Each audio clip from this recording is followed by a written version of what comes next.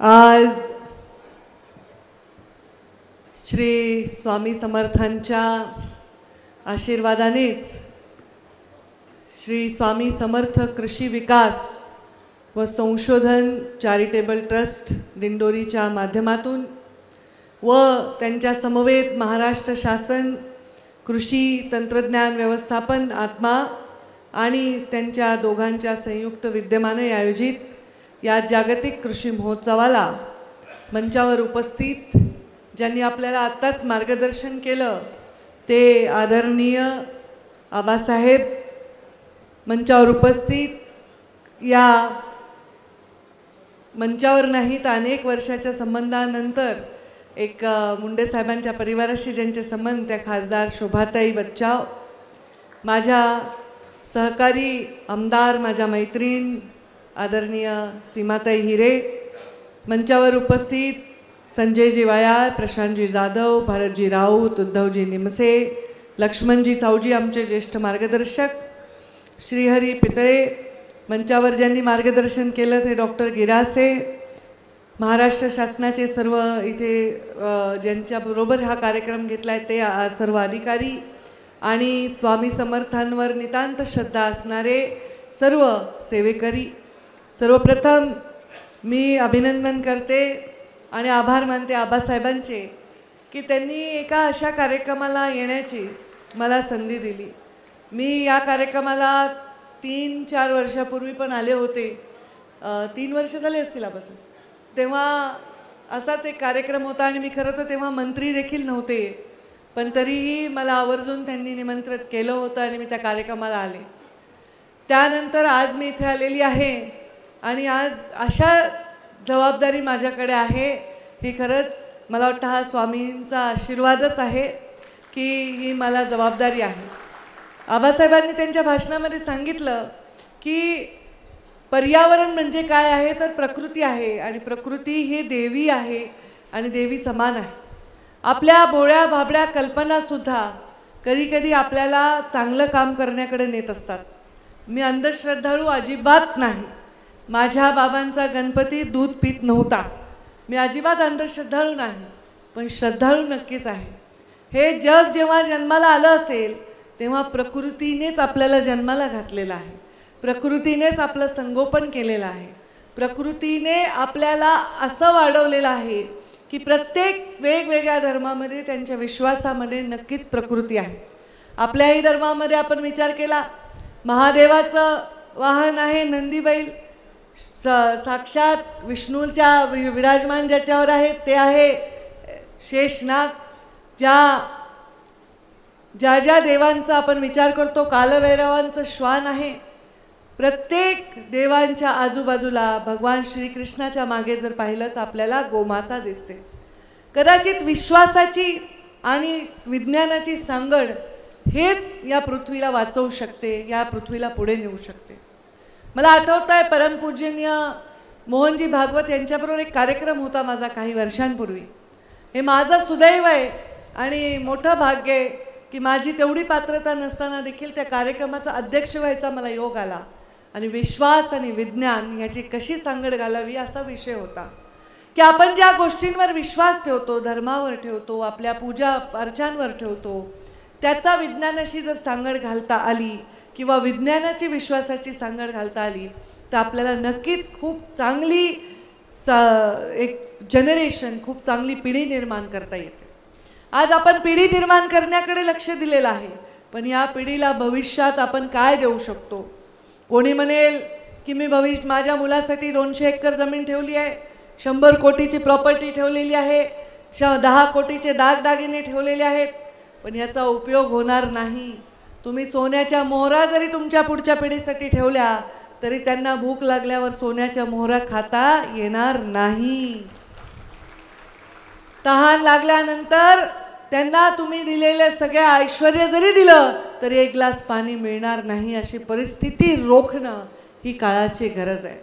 मला असं वाटतं की या ट्रस्टच्या माध्यमातून स्वामी समर्थांच्या वरच्या विश्वासातून, त्यांच्या आशीर्वादातून आबासाहेबांनी सांगितलं तर असे वेगवेगळे प्रयोग वेगवेगळे संस्थानं NGOs करत आहेत. आता प्रयागराजमध्ये कुंभमेळा होत आहे. हा कुंभमेळा काय आहे हे बघण्यासाठी जगातले लोक उत्सुकतेने तिथे येत आहेत. खरं तर हे कपारीमध्ये बसून साधना करणारे, हिमालयाच्या अत्यंत कठीण परिस्थितीमध्ये साधना करणाऱ्या सगळ्या साधूंचा, त्या सगळ्या साध्वींचा हा दिवस आहे, हे काळ आहे. आणि आता त्यांच्या दर्शनाला लोक जायचे पूर्वी, पण आता कुंभ बघण्यासाठी जात आहेत. म्हणजे बघा किती मोठं बर्डन ते त्या सरकारवर असेल. आणि त्या माध्यमातून अत्यंत स्वच्छता, अत्यंत व्यवस्था, याचं एकदम चांगलं काम हे आपल्याला होताना दिसत आहे. आणि आपल्याला 2027मध्ये मला म्हणते आपल्याकडे नाशिकमध्ये सुद्धा कुंभ आहे. हा तर महाकुंभ आहे प्रयागचा. तर ह्याची परिस्थिती कशी चांगली राहील ही पण जबाबदारी आता कुठे बहुत माझ्याकडे थोडी बहुत आलेली आहे. डॉक्टर गिरासेंनी म्हणले मुंडे साहेबांनी प्रेम केलं, मुंडे साहेबांवर प्रेम करणाऱ्या लोकांचा जर आपण एक साठा केला तर एक वेगळा पक्षच उभा राहील. इतकी मोठी ताकद मुंडे साहेबांच्या प्रेम करणाऱ्या लोकांमध्ये आणि एवढी मोठी संख्या आहे. तेच आहे, हा हे खरं, अगदी खरं आहे. मुंडे साहेबांवर प्रेम करणारे आणि पर्यायाने माझ्याबरोबर जोडले गेलेले, केवळ मुंडे साहेबांची मुलगी म्हणून मला जोडलं जाऊ शकले नसते. लोक गुणाचा वारसा स्वीकारतात. लोक मुंडे साहेबांच्या गुणांवर प्रेम करतात. आणि म्हणून जसं त्यांच्यावर प्रेम करणाऱ्याचा पक्ष उभाच आहे. मुंडे साहेबांनी भारतीय जनता पार्टी पक्षच्या जन्मापासून काम केलं आणि तो उभा केलेला. आज मी बघत होते की आपण इतक्या चांगल्या योजना करत असताना मुंडे साहेबांची आठवण केली. आबासाहेबांनी साहेब कसे यायचे, कसे उभे राहायचे, प्रत्येक कार्यक्रमामध्ये सहभागी व्हायचे, सहकार करायचा, सहयोग करायचे. आमचंही सहयोग तसंच राहील. पर्यावरणाच्या विषयात तुमचंसुद्धा आम्हाला सहयोग राहू द्या. येणारा कुंभमेळावा आपल्याला चांगला होऊ द्यायचा आहे. या भागामध्ये कुठलंही प्रदूषण नाही झालं पाहिजे याची खात्री करायची आहे. आपल्या भागामध्ये पाण्याची जशी प्रयागला भरभरून पाणी आहे तशी आपल्याकडे परिस्थिती नाही. त्याचाही आपल्याला विचार करून इथले सगळे नियोजन नक्कीच करायचं आहे. ते संबंधित मंत्र्यांच्या समवेत पर्यावरण मंत्री म्हणून मी नक्कीच करेन. मला पर्यावरणाचं खातं दिलं तेव्हा मी सांगितलं की प्रकृतीचं खातं आहे. पण या प्रकृतीत वास करत असणारे सगळे जे पशुधन आहे ते सुद्धा खातं माझ्याकडे आहे. आणि माझ्या मागे जे बॅनर लागलेले आहे ते गोमातेचं आहे. गोमातेचं संवर्धन करायचं आहे, गोवंशाचं संवर्धन करायचं सुद्धा काम हे माझ्या खात्यामध्ये आहे. आपण एक गोवंशाला वाचवण्यासाठी, गोमातेला वाचवण्यासाठी महामंडळाची निर्मिती केलेली आहे. आणि अगदी एखादी दुभती नसलेली गाय सुद्धा किती चांगलं एखाद्या शेतकऱ्यासाठी करू शकते याचं उदाहरण आबासाहेबांनी त्यांच्या बोलण्यामध्ये सांगितलं. ह्या सगळ्या विषयांचा, या सगळ्या गोष्टींचा आपण सगळ्यांनी अभ्यास करून या प्रदर्शनामध्ये भाग घेऊन इथून काहीतरी शिकून जायची गरज आहे. एका व्यक्तीला पर्यावरणाचा ह्रास करणं सहज शक्य आहे, पण एक व्यक्ती पर्यावरणाला वाचवू शकत नाही. त्यासाठी सगळ्यांनी हात जोडले पाहिजे.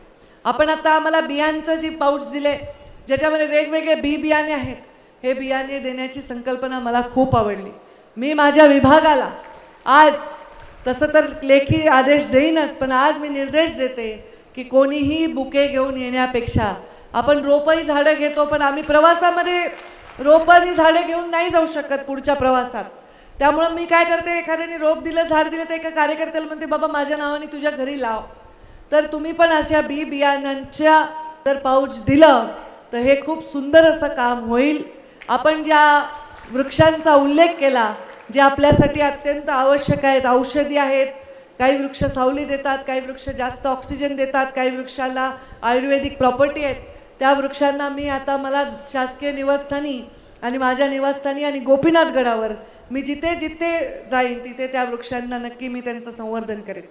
मी जेव्हा मुंडे साहेबांची समाधी बांधायला घेतली, गोपीनाथ गड बांधायला घेतला, तेव्हा मी 5000 झाडं आधी लावले, मग बांधकाम सुरू केलं. आता मी पर्यावरण मंत्री आहे. 20,000 स्क्वेअर मीटरच्या वर कोणतंही बांधकाम करायचं असेल तर माझी परवानगी लागते. आणि त्या बिल्डरांना मला हेच सांगायचं आहे की तुमची साईट सुरू व्हायच्या आधी तिथल्या ग्रीनरीचा तुम्ही लक्ष दिलं पाहिजे. त्या भागामधल्या झाडं असतील, सावली देणारी झाडं असतील, सुंदर झाडी लावली पाहिजे. हे एक साधी सूचना आहे, पण प्रत्येक ठिकाणी हे आपल्याला STP झाले पाहिजे, ETP झाले पाहिजे. आणि जे प्रदूषण मोठमोठ्या फॅक्टरींमधनं किंवा वेगवेगळ्या प्रोजेक्ट्समधनं होत आहे ते थांबवण्यासाठी आपल्याला कडक कारवाई करण्याची गरज आहे. जे नदीचं पाणी आपण डायरेक्ट पित होतो, मी लहानपणी कधी कुठे गेले तर बाबांबरोबर आईबरोबर तेव्हा दर्शनाला गेलो, नदीमध्ये पाय धुतलं तर ते पाणी असं बाजूला सावरून आम्ही असं उंजळीने पित होतो. आता हे माझ्या मुलाला जर मी सांगितलं, त्याहीपेक्षा लहान लोकांना सांगितलं, ते म्हणतील शी किती घाण आहे, तुम्ही असं कसं पाणी पिता. कारण ते पाणी पिण्यासाठी योग्यच होतं, ते अयोग्य बनवलं आहे माणसांनी. ही सृष्टी राहण्यासाठी योग्यच होती, ती अयोग्य बनवली आहे माणसांनी. आपण एवढं आधुनिकीकरण केलं, आपण एवढं शहरीकरण केलं की शहरही बकाल झाली आणि गावांची अवस्था बघवेनाशी झाली. अशा वेळी आपल्याला या सगळ्या गोष्टींचं पुनर्संवर्धन करण्याची गरज आहे, नदी पुनर्जीवन करण्याची गरज आहे. आणि त्या माध्यमातून पर्यावरणातून मी काम करेन. पशुधनाच्या खात्यातून सुद्धा आपण ह्याच्यामध्ये काम करू. कृषी संलग्न उद्योग आहे हा. माझी इच्छा आहे की प्रत्येक जिल्ह्यामध्ये एक टार्गेट देऊन आपल्याला ग्रामीण उद्योजक तयार करायचे. म्हणजे एखादा मुलगा, एखादा तरुण थोडी छोटी डिग्री घेतली आहे, त्यांनी B.Pharmacy केली आहे, त्यांनी काही अजून डिग्री घेतली आहे, अशा मुलाला मुद्रातर्फे लोन मिळू शकतं, MSRLM तर्फे लोन मिळू शकतं. आमच्या खात्याच्या सबसिडाईज एवढ्या योजना आहेत, त्या योजनांच्या माध्यमातून कोणी कुक्कुटपालन करू शकतं, शेळीमेंढी पालन करू शकतं, त्याचे फार्म तयार करू शकतात. अशा प्रकारची ग्रामीण उद्योजक तयार करण्याची सुद्धा स्कीम आम्ही आता लवकरच इंट्रोड्यूस करत आहोत. त्याच्यामुळे ग्रामीण भागातील तरुणांना चांगला रोजगार मिळण्याची संधी आम्ही त्या माध्यमातून देणार आहोत. आपण ज्या भूमिकेतून काम करतो त्या भूमिकेतून आपण जगाला दिलं पाहिजे, तर त्या भूमिकेला अर्थ आहे. आणि म्हणून मी ज्या भूमिकेत आले, मला मनापासून पहिले 2 दिवस मला प्रश्न हा पडला होता की मी काय करू पर्यावरणामध्ये. मी तर मास लीडर आहे, माझ्याकडे रोज लोक येतात, रोजच्या लोकांचं काय काम पडेल माझ्याकडे, त्यांचे मी कामं कसे करू. पण माझ्या लक्षात आलं की लोकांचे 4 कामं इकडे तिकडे झाले तरी चालेल, पण लोकांना श्वास घेण्यासाठी शुद्ध हवा, पिण्यासाठी शुद्ध पाणी आणि शुद्ध पर्यावरण देणं हे तेवढंच महत्त्वाचं आहे. आणि म्हणून आपल्या या सगळ्या कामामध्ये मला नक्कीच स्वामी समर्थांचा आशीर्वाद राहील आणि माऊली आपल्या परिवारांचा सुद्धा नेहमी आशीर्वाद राहील असा विचार माझ्या पाठीशी एक शक्ती उभी करतो. आणि आपण सर्व जे काही कार्यक्रम समाज उपयोगी पर्यावरणासाठी कराल, पशुसंवर्धनासाठी कराल, ग्रामीण जीवनाला अजून सुदृढ करण्यासाठी कराल, त्यासाठी सदैव मी तुमच्या पाठीशी उभी राहीन. सरकार म्हणून तर उभीच राहीन, पंकजा मुंडे म्हणून देखील उभी राहीन. आणि चांगल्या कामाच्या पाठीशी उभे राहण्याचा वारसा नक्कीच आम्हाला लाभलेला आहे. त्यामुळे या सगळ्या उपक्रमांना मी मनापासून खूप खूप शुभेच्छा देते. आणि परत अशा उपक्रमांमध्ये मी नक्कीच आपल्याला दिसेन असा शब्दही देते आणि माझ्या वाणीला विराम देते. पुढे मला कार्यक्रम देखील आहेत. मी अत्यंत वेळेवर आले. माझ्या आता एक वळण लागलं आहे. पहिले माझेही कार्यक्रम 3-3, 4-4 तास लेट व्हायचे, पण आता मी माझ्या कार्यकर्त्यांना जरा मज्जाव केला आहे की तुम्ही कुठेही रस्त्यावर थांबून बुके मी घेणार नाही, रस्त्यावर स्वागत घेणार नाही. त्यांनी कार्यक्रमांना मला वेळेवर जाता येतं. आणि आता लोकांच्याही लक्षात आलं आहे, 5 वर्ष मुंडे साहेबांच्या जाण्यानंतर जेव्हा मी मंत्री होते तर लोकांमध्ये एक आक्रोश होता, एक उत्सुकता होती, पंकजाताई काय करतायत जवळून बघायची. तर तेव्हा ते गर्दीचं सगळं मी लाड केले. पण आता मी त्यांना सांगितलं आहे की आपण सत्तेत नसताना काही कामाला येऊ शकत नाही. फोटो काढत बसले दिवसभर तरी पोट भरणार नाही तुमचं, एवढं प्रेम आहे तुमचं माझ्यावर, तुम्हाला माझ्याकडून काही पाहिजे नाही. पण आता मी ज्या पदावर बसले, वर्षातले 365 दिवस गुणविले 5 वर्ष, त्यातले काही सुट्ट्याचे दिवस वगळले, काही इतर वैयक्तिक कार्यक्रमाचे दिवस वगळले, तर आपल्या हातामध्ये जे दिवस येतात 1000-1100 दिवस, त्या दिवसामध्ये आपल्याला प्रत्येक क्षणी प्रत्येक दिवशी हजारो लोकांना स्पर्श करेल असं काम करायचं आहे. आणि हे काम महत्त्वाचं आहे. एक व्यक्ती लोकनेता होऊन लोकांना भरभरून प्रेम देऊ शकते, लोकांचं प्रेम प्राप्त करू शकते, पण जेव्हा तेच लोकनेता मंत्री होतो तेव्हा त्या लोकांच्या भविष्याला, त्या लोकांच्या सामाजिक उत्थानाला कुठेतरी दिशा देण्याचं काम त्यांच्या माध्यमातून होत असतं. त्यामुळे हा प्रत्येक क्षण हा त्यासाठी समर्पित राहील असं या निमित्ताने सांगते. आणि परत एकदा आपल्या सर्वांचे मनापासून आभार मानते. आबासाहेब आपले पण खूप मनापासून आभार, आपल्या सगळ्या टीमचे खूप मनापासून आभार. सर्वांना माझा नमस्कार. श्री स्वामी समर्थ.